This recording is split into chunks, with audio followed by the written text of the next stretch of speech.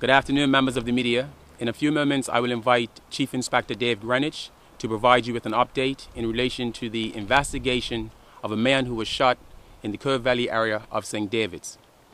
This man is detained at the hospital at the present time and is receiving treatment for his injuries.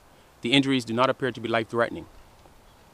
The Bermuda Police Service is keenly aware that the community has enjoyed almost 7 months with no shooting deaths or injuries until recently. 1 week ago today, Aaron Richardson was shot and killed near his home in Southampton, and then early this morning, a man was shot and injured in St. David's. It is therefore understandable that the community will be worried. I can only reiterate that the information that they provide is essential to our investigation, and the advice, if you know something, say something, can only help to make Bermuda safer. The detectives are keeping an open mind into this investigation as it moves forward. At this stage, it does not appear to be linked to the other incident, and there is no evidence to support that it's as a result of one gang targeting another.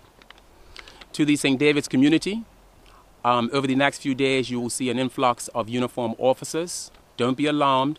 They are here to assist in the door-to-door inquiries and to provide relevant information to the community. And hopefully they will obtain information from the community in relation to any suspicious activity they may have seen over the last day or so. At this stage, I will hand over to Mr. Greenwich, who will give you an update on where we are with the investigation. Good afternoon.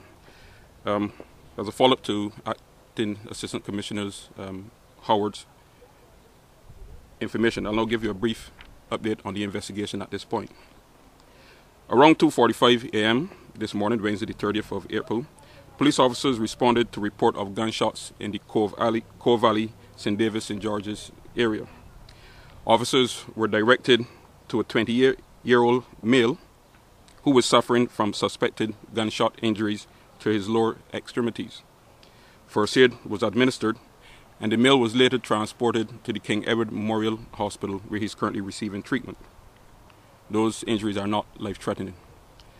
Officers understand that immediately prior to the shooting, the victim was involved in a verbal and physical altercation with 2 or more persons in the area.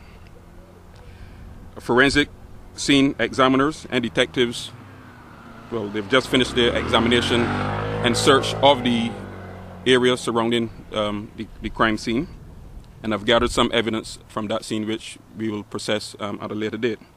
But we are currently keen to speak to anyone who may have heard or seen anyone acting suspiciously in the Cove Valley and the St. Luke's Lane areas around 2:30, 3 o'clock in the morning, and possibly up to 4 a.m. this morning.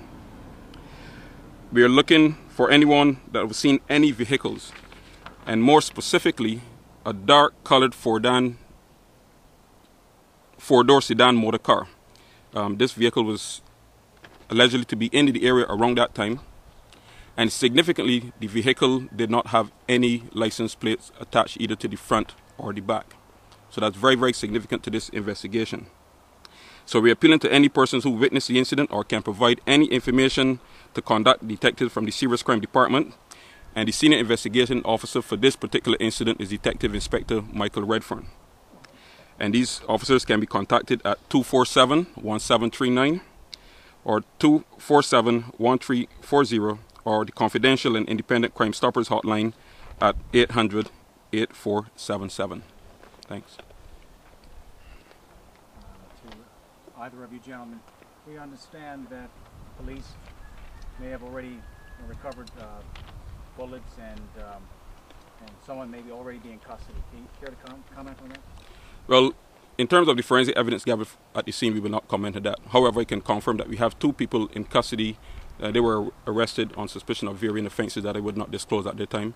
They have been interviewed by the officers, and they will be continued to be interviewed over the course of the next few days. So those 2 people are not, they weren't arrested in connection with the shooting properly? But they were arrested in connection to this shooting, yes. How concerned are police or how concerned are police that this so-called lull that we've been speaking about for a year or two now is starting to go away? In light of the shooting of Mr. Richardson a week ago or so, and this again. If you wanna... Yeah, as I stated earlier, there's no link to Mr. Richardson's shooting death and this one. As far as being concerned, I have no real concern at this time. There's no information to suggest that there's going to be any retaliation or anything like that.